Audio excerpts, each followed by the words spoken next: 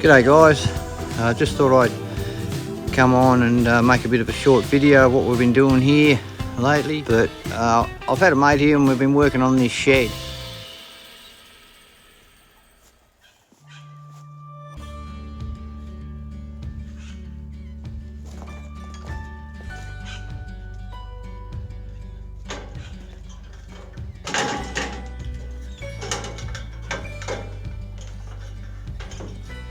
I built this shed a number of years ago, and I got as far as I built the frame, got the roof on, and that was as far as I went. So finally getting the sides closed in. We're going to leave it open to the north because we don't get any bad weather from that direction here. Thought I'd give you a bit of a bo peep of what we've been doing. I built this originally for a hay shed. I used it a few years for hay, and now that I'm not using it for hay anymore, I thought it's best to close it in and make a bit of a machinery shed out of it. We don't keep the hay that we used to. We generally wrap it now when we make hay, so it stays out in the paddock. Yeah, I've had a mate here with me, and I'm glad he was, because when I built it, I was never big on heights, but I did it on my own and I was okay with the height. But this time we got up on the roof to put the flashing on, and I wasn't too keen. Yeah, I don't know. You must get softer as you get older. I don't know. Or smarter, one or the other. Anyway, I'll give you a bit of a look at this shed.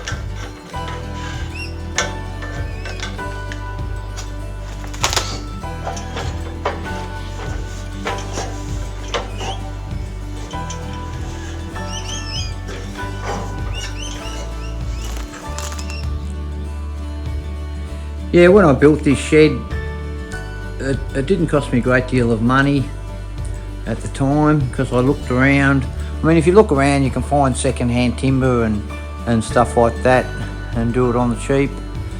All these poles, bush poles in here.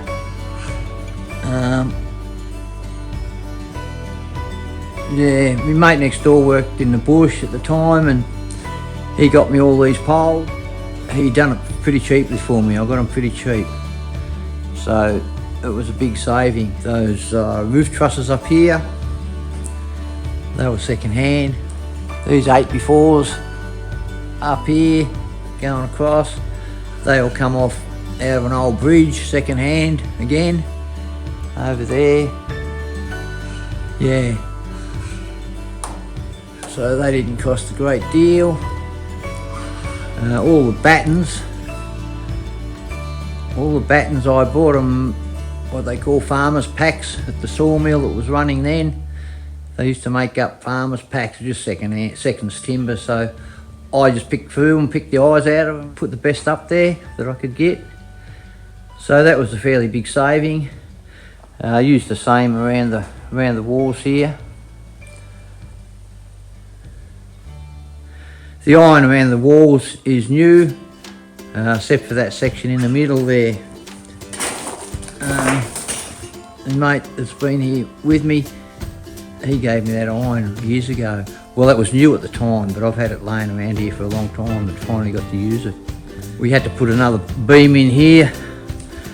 The white ants ate that post out completely, and that beam up in the corner there, that's the one I was up the ladder, I was cutting. I cut that beam out, had to jack it up, cut that beam out, and what I was doing up there, I'd bridge spiked it down through those, and I was cutting the old bridge spikes out. So I had to put that into, that was eaten out. But hasn't made a bad shed out of it now. I'm cleaning out the junk. It's amazing the amount of junk that you collect and put in the shed and leave it there and forget it's even there. Yeah, I've got lots more junk to come out of here. So once I get it out, I'm going to take everything out and put crushed rock down on the floor here, just to eliminate the dust and give me a good surface. Yeah, so I've got bits of old iron here that are off cuts, so I just made a couple of dog kennels with it. It's good now, I can put things around the edge and they won't get wet. But yeah, anyway guys, that's what I've been up to lately. So oh yeah, these beams, it's funny, back when I built this, I put all these posts in, I dug them all by hand. I put them in 4 foot in the ground, and then I got a water level and I went up and marked each post, each pole where I wanted to cut off. And it's fairly high, you can see it's a fair height, but I wasn't too keen on the ladder, just on the pole and trying to cut them off. So I got a friend up the road to come down with he just got a new tractor with a loader that lifted fairly high. So he came down, we made a bit of a cage on the top of his forks, and I'm glad we did, because I think it was this one I was up, I cut the top off it and I was looking for the next one, and as he backed out, he backed over the pole that I cut off, the length that come off the top, he backed over it, and by gee, he nearly threw me out of that bucket. He gave me a heck of a fright. So yeah, I'm glad we had that cage on it, but it nearly wasn't enough. So yeah, you got to think safety. I think safety a lot more now that I'm getting a bit older, that's for sure. But yeah, but all in all, it's turned out it's going to be a pretty good shed once I get a good surface on the floor. So anyway guys, we'll catch you soon. Cheers for now.